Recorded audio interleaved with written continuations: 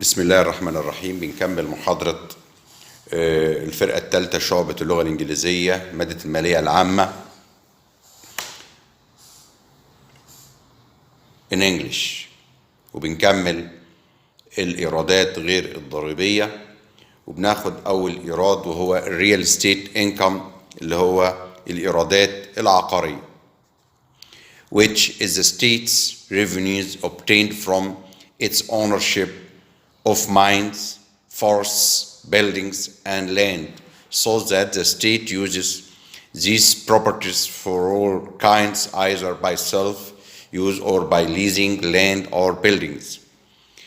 دي إيرادات الدولة التي تحصل عليها جراء تملكها للمناجم والغابات والأبنية والأراضي، بحيث تستخدم الدولة هذه العقارات بشتى أنواعها، إما استخداما ذاتيا أو عن طريق التأجير أو المباني.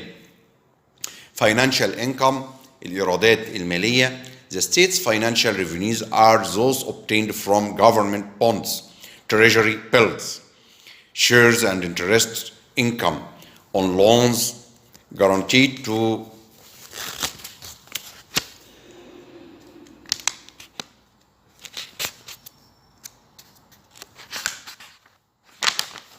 the individuals and institutions, as well as to other countries, as well as interest earned by the state as a result of depositing funds in banks. الإيرادات المالية بتتمثل الإيرادات المالية للدولة بتلك التي تحصل عليها من السندات الحكومية، أذونات الخزانة، الأسهم، عوائد الفوائد على القروض الممنوحة للأفراد أو المؤسسات، وكذلك لدول أخرى. كمان الفوائد التي تحصل عليها الدولة نتيجة إيداع أموالها في البنوك. Industrial revenue الإيرادات الصناعية.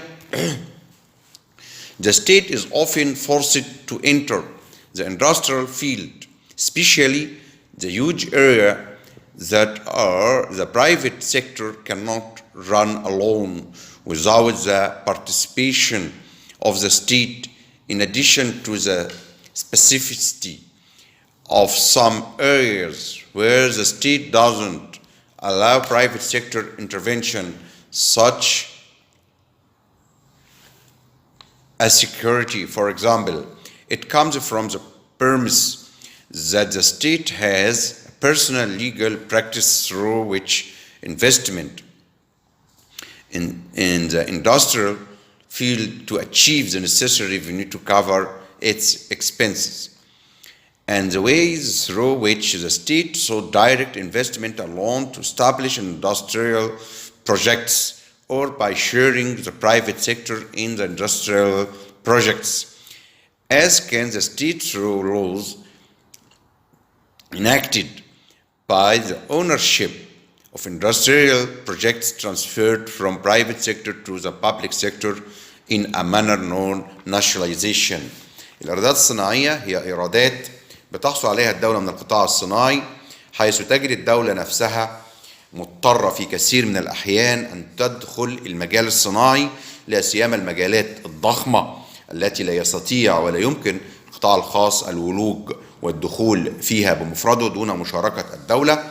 إضافة إلى ذلك خصوصية بعض المجالات التي لا تسمح الدولة بتدخل القطاع الخاص فيها، مثل الأمن. يأتي هذا من منطلق أن الدولة لها شخصية اعتبارية يمكن من خلالها ممارسة الاستثمار في المجال الصناعي لتحقيق العوائد اللازمة لتغطية نفقاتها. ومن الطرق التي تقوم الدولة من خلالها بذلك الاستثمار المباشر بمفردها بإنشاء المشروعات الصناعية، أو عن طريق مشاركة القطاع الخاص في المشاريع الصناعية. كما يمكن للدولة من خلال القوانين التي تسنها أن تنقل ملكية المشاريع الصناعية من القطاع الخاص إلى القطاع العام بما يعرف بأسلوب التأمين. Business income الإيرادات التجارية. Some countries, especially the socialist countries, practice commercial activity as imports and exports, as if they were a private sector. Some countries monopolize the entire commercial field, but now they have allowed the private sector to import and export many goods that they were monopolized by the state. الإيرادات التجارية تمارس من خلال بعض الدول لا سيما الدول الاشتراكية النشاط التجاري سواء من خلال الاستيراد أو التصدير، تشبه في ذلك القطاع الخاص. وبعض الدول احتكرت المجال التجاري بأكمله، إلا أنها عادت في الوقت الحالي بالسماح للقطاع الخاص لتولي عمليات التصدير والاستيراد للعديد من السلع التي كانت تحتكرها الدولة. Service revenue الإيرادات الخدمية as in commercial activities. Some countries such as France and some developing countries that follow the socialist path followed the method of monopolizing certain service such as insurance, which is considered one of the most important resource of the state. الإيرادات الخدمية كما في النشاط التجاري اتبعت بعض الدول زي فرنسا وبعض الدول النامية المنتهجة للنظام الاشتراكي أسلوب احتكار بعض خدمات التأمين والتي تعتبر من أهم موارد الدولة. Revenue from fees الإيرادات من الرسوم. The fee may be defined as a monetary amount that the individual is required to pay in return for a special service from the activity of the State Department facilities so that it will be of particular benefit to him. This benefit shall be combined with the public benefit of the society as a whole relating to performance of public activity or service. العوائد من الرسوم أو الإيرادات من الرسوم. الرسم هو مبلغ نقدي بيلتزم الفرد بدفعه جبرا إلى الدولة مقابل حصوله على خدمة خاصة من نشاط إحدى إدارات أو مرافق الدولة لتحقيق نفع خاص له، ويقترن هذا النفع الخاص بالنفع العام الذي يعود على المجتمع كله من تنظيم العلاقة بين الهيئات العامة والأفراد فيما يتعلق بأداء النشاط أو الخدمات العامة. Revenue from general loans العوائد من القروض العامة أو الإيرادات من القروض العامة.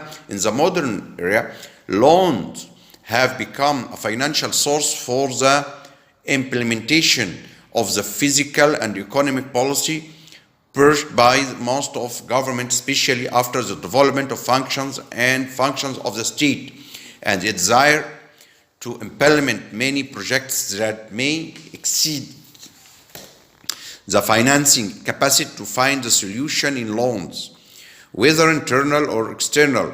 The view of loans is not limited to it, is an unusual source to cover some types of expenditure, but it has become a means for the government to use its financial policy to implement its economic and social policy. أصبحت القروض العامة في العصر الحديث مصدرا ماليا لتنفيذ السياسات المالية والاقتصادية التي تسعى لتنفيذها معظم الحكومات، لا سيما بعد تطور مهام ووظائف الدولة ورغبتها في تنفيذ العديد من المشاريع التي قد تفوق قدراتها التمويلية لتجد الحل في القروض سواء كانت قروض داخلية أو خارجية. فالنظرة إلى القروض أصبحت غير مقتصرة على أنها مصدر غير عادي لتغطية بعض أنواع النفقات، ولكنها أضحت وسيلة تستخدمها الحكومة ضمن سياستها المالية لتنفيذ السياسات الاقتصادية والاجتماعية.